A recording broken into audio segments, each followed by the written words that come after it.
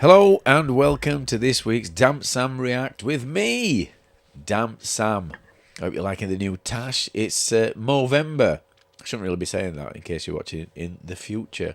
But today's video we've got seller conversion on a budget. How to plaster joints at low cost. JL Property Channel. You're in for a treat here. So this is a guy who decided to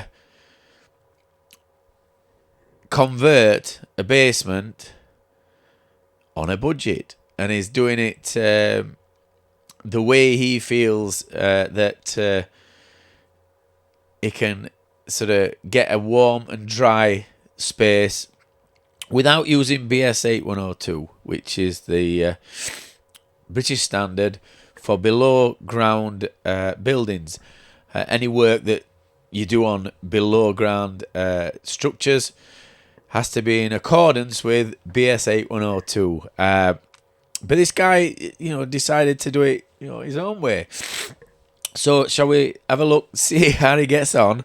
And it's had, I forgot how many views it's had. Let's have a look.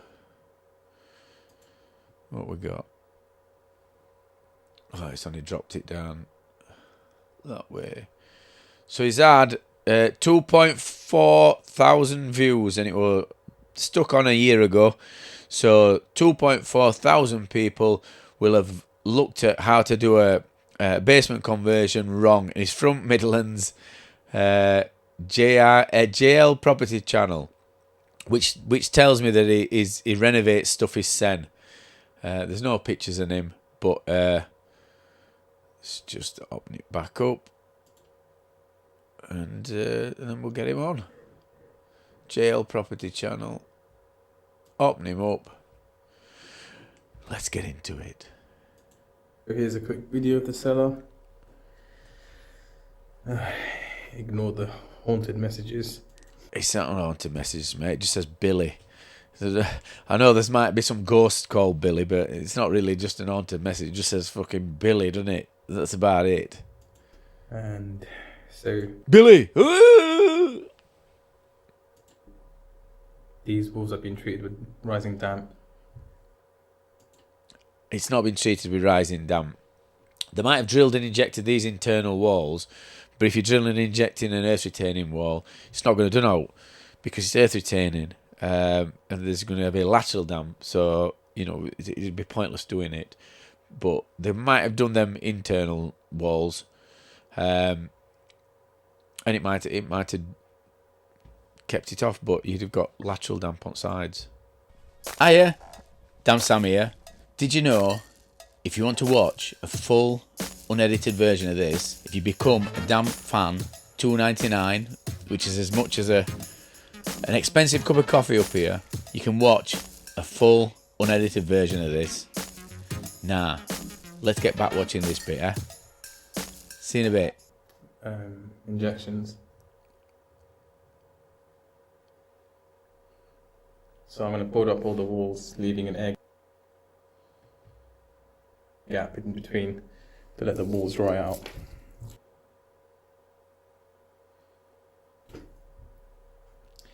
And putting damp-proof membrane on the floor. Here too. So in this bit here, which is old coal place, we can see that the floor at the far wall, which is the earth retaining wall, is wetter than in other places. So to me, it looks as if that probably water comes in at that wall floor junction. Probably get a bit of ingress coming in there, whether it's to do with water table or whether it's to do with some drains outside that are not taking water away. The water's going down past back at gully, which is what a job that I've had this week. That's what were happening. Water were coming out at waste pipes, and it were getting down back at gully, which were a glazed clay one, and that was issue. So she altered all the stuff and made sure that water, when it came out the pipe, went down into waste pipe rather than right edges, and then they sealed it all up as well. So that could be one of the problems that they've got there. So a source of moisture.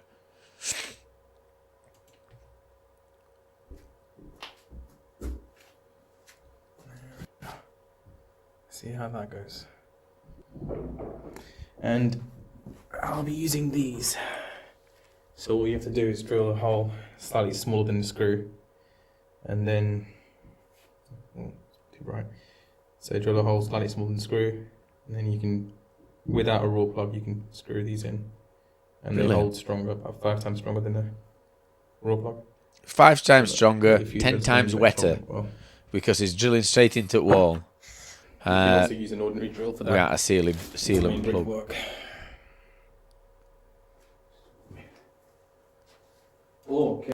It looks like it's snowing, doesn't it, in there? And I think what they've done is they've boarded that ceiling, and I think they've insulated it as well. And when they've insulated it, it's probably that that comes on a roll, and there's just loads of bits on floor. And when there's a bit of air in cellar and heat, it's probably floating up in air. And it's breathing it in without a dust mask. So always wear your PPE, PPPE, and your your RPE, respiratory protection. Okay.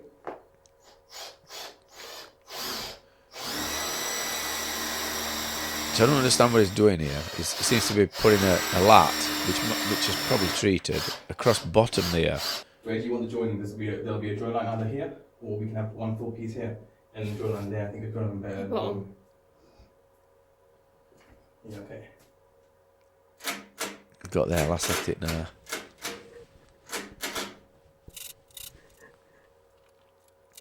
So this what he's doing. It looks okay. Now, if he'd have had membrane on there, without that bottom one, you won't put that bottom one in because it's probably touching floor. Even though it's waterproof, it's going to be touching floor. At some point, that's going to decay. But the ones that's going down, that's what you can do on a when you waterproof in a cellar. But you do sealable plugs, and you'd put them vertically. And the reason why you put them vertically is because if any water runs down back, then if it were horizontal, it'd sit on your lat. So you always put them vertically, and it looks as though he's measuring them out so that boards will just fit straight on there. Snowing again.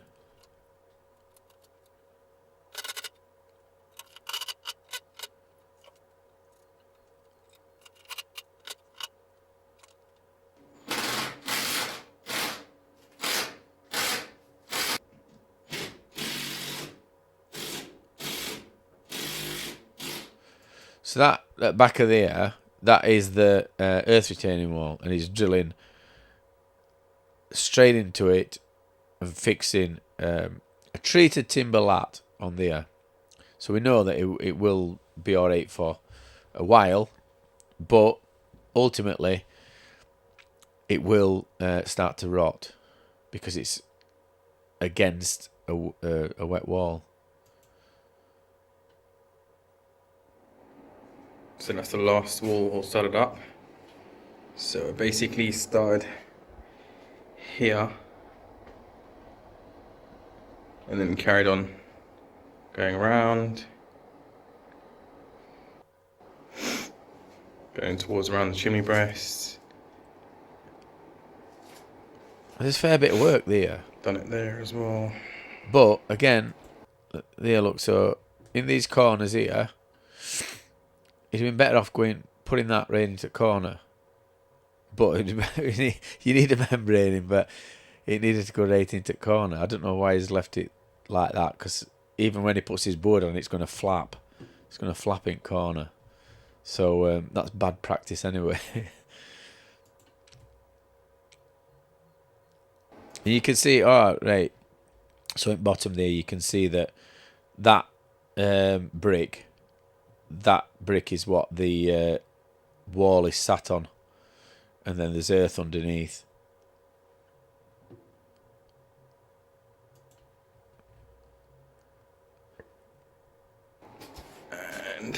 plasterboard finishing again.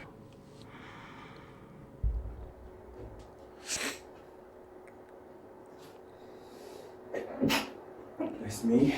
I've given him my cold. He's caught my cold. Sorry, mate. Contagious in winter.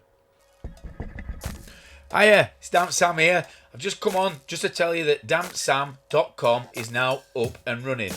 We've got the Express damp proofing system course designed by me, run by me, done by me. You can buy that. We've got the ultimate guide to black mold and condensation. You can pay what you want for it. And we've also got 3 free ebooks.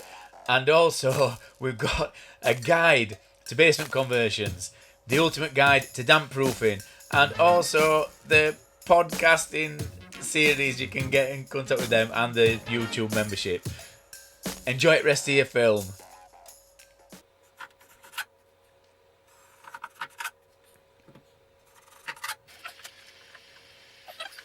So I'll just explain what's going to happen here, and I'll explain the difference between the express damp proofing system that we put on above ground and this system that he's putting on. So in theory, it's a similar system. So we fix a plasterboard onto a salt neutralised wall that's been drilled and injected. This is for rising damp. And we'll fix the board to the wall using a waterproof adhesive, which is dry grip. So there's going to be no bridging comes through. What he's done here is put the lats, screwed them to a wet wall with just a screw. So he's drilled a hole and then screw has gone through. So it'll be a firm fixing, but then he's put in these plasterboards, which is basically paper and chalk. He's putting them onto a wall. Now, I think he's sitting them on that lat that he's sat on floor. And because timber's hygroscopic, if there's any water or moisture, it will absorb moisture. And it's been the reason why the pressure treat them is so that there's no wood boring insects is going to get in them, but they can still hold moisture. And it's going to sit on board, it's going to hold moisture, and so the bottom's going to get wet. But also on the earth retaining walls, you're going to get positive pressure coming in, and then you're going to get some, might be hydrostatic water coming through. It's not going to come through at force, but it's going to be continually evaporating out, which is going to make that plasterboard just fucking melt, and it'll just disintegrate down the wall. Now, the rate of evaporation will determine how quick it's going to be before that plasterboard melts. And I think it's probably going to only last a couple of years. But if they put some adequate ventilation in, they might get a couple more years out of it. But that's obviously with a plaster. You've got to plaster it then, because it'd have a hard surface then, wouldn't it? Obviously they'll plaster it, won't they? Get a bit more, won't they? You've got to do, haven't they?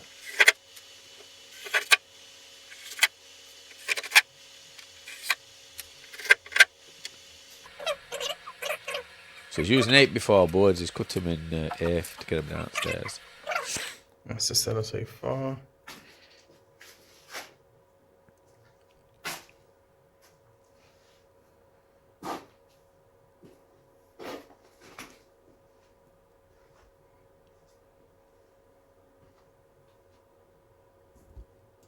There's a fair bit of work in there, you know what I mean?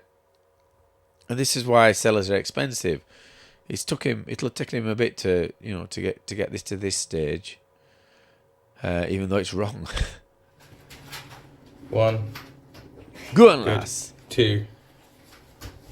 Good. 3. Good fucking dust. She's doing exercises and breathing all that dust in. Chuffing hell.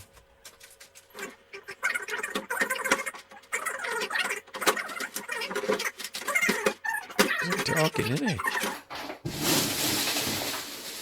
So if you listen to that sound, that sort of crushing sound, any roofers will recognise that straight away, Because what they're putting down there is mineral roofing felt from 70s and 80s, which is it is totally waterproof.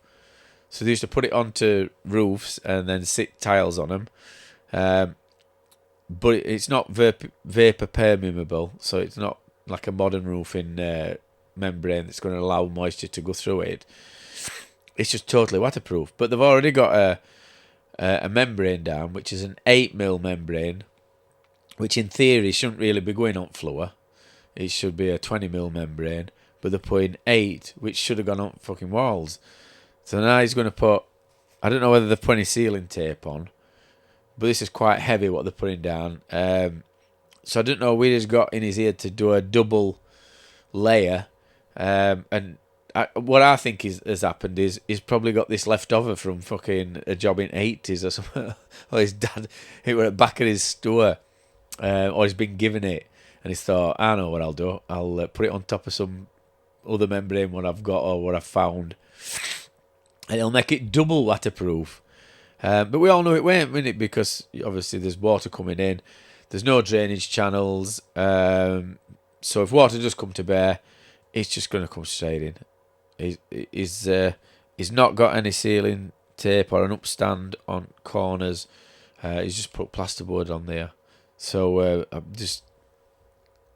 Yeah, any water comes to bear, he'll be paddling in it.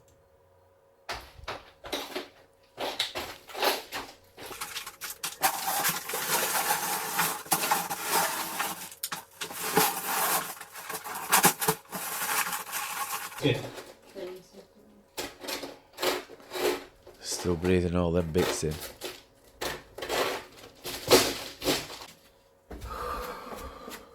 Ah. That's the underlay. Underlay. Iba. See it there. Ridiculous.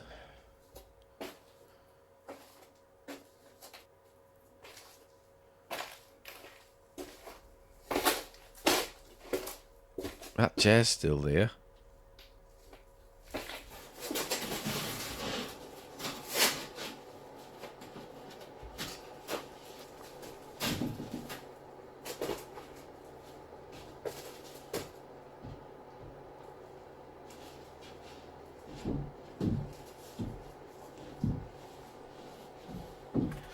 Staggering boards.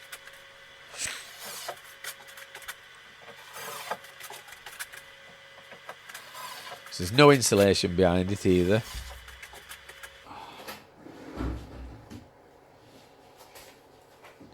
But it's still going. Just covering vent over. And then let it rest on the next class if I don't need it.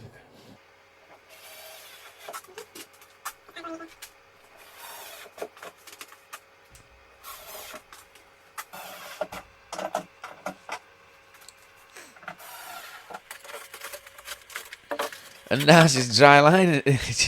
She's taping and jointing it.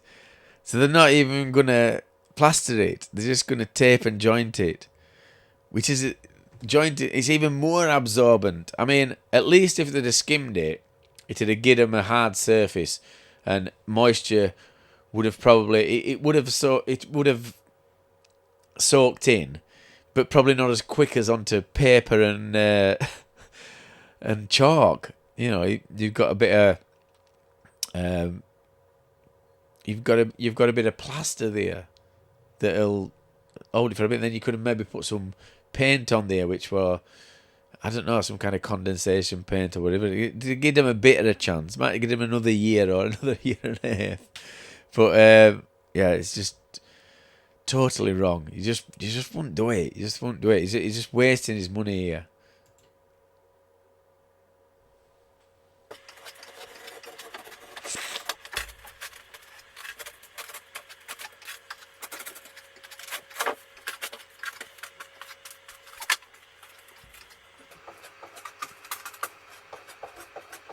He's taping it and all. He's not even finished it. Here's another board to go in there.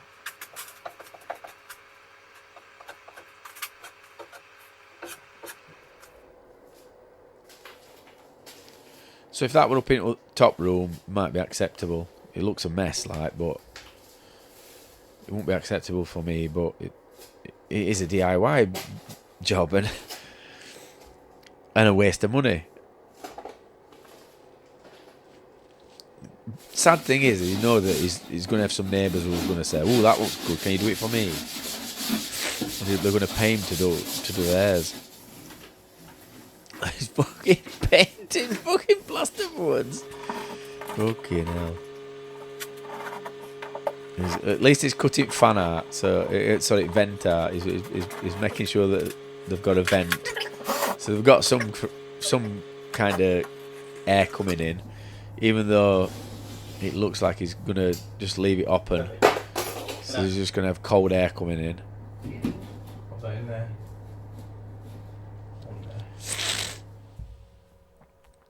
Well, finished. Look, so we've got some lino down, or is it carpet? Might be carpet that. Oh, they've pointed and painted fucking back at the fireplace. Buying a house in the Midlands. I don't think I'm going to watch that. So that's it. That is it. So, yeah, all in all, bad job. Not for me. Yeah. Watch what you're doing. Make sure you do your due diligence if you're having a basement conversion. And if you go on to DampSam.com, I've done a free ebook and it shows you how to convert one of them exactly not like that. So go on to DampSam.com, get your free ebook and see how it's done correctly. And what it is it's a case study when I did the basement of one of my properties up there. So that's how you do it correctly, and that's from years and years ago. And I don't think it's when revised edition of BS 8102 2022 came. I think it's the 2009 one. So yeah, I hope you enjoyed that one. A quick one. Sorry about having cold and being bummed up, but you know, when you work hard, that's what you get. Like, get a bit run down now and again, don't you? So enjoy the rest of your week. See you later. Bye bye now.